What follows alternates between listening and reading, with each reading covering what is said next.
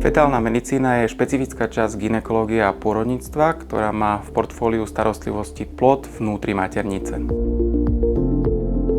Dnes sme realizovali v rámci fetálnej medicíny intervenčný zákrok, radiofrekvenčnú abláciu patologicky, teda chybne sa vyvíjajúceho dvojčaťa, u ktorého bola zistená vrodená vývojová chyba. Tento typ výkonu bol zvolený vzhľadom k tomu, že u tohto typu dvojčiek sú vytvorené spojky, pri ktorých môže dochádzať ku patologickému presunu krvi a tak není možné termínovať čiastočne graviditu bezpečne inou metódou ako radiofrekvenčnou abláciou. Ide o pacientku v 19.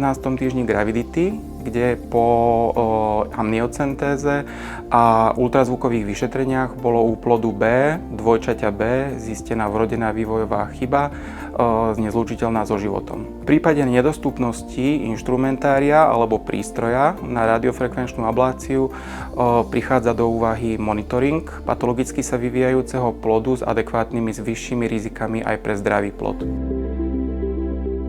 Tento typ zákroku má výhody pre pacientku, že de facto gravidita ďalej pokračuje ako jednoplodová s nižšími rizikami pre plod, ktorý sa vyvíja fyziologicky. Doteraz sme podobné pacientky odosielali do zahraničia a aktuálne tento zákrok ponúkame už aj v nemocnici Bory.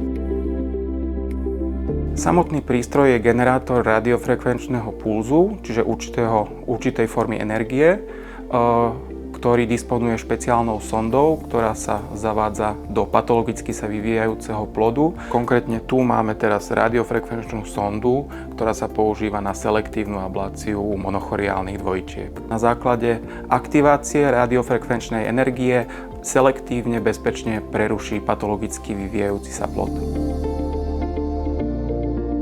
Finálne operácia dopadla úspešne. Fyziologicky, čiže normálne sa vyvíjajúci plod dvojča je v poriadku, patologicky sa vyvíjajúce dvojča nepokračuje v akcii. Určite takáto situácia v gravidite je jednoznačnou veľkou psychickou záťažou pre matku a v nemocnici Bory máme stále dostupný psychologický tím, ktorý sa špecializuje na podporu práve pacientok s takýmito diagnózami.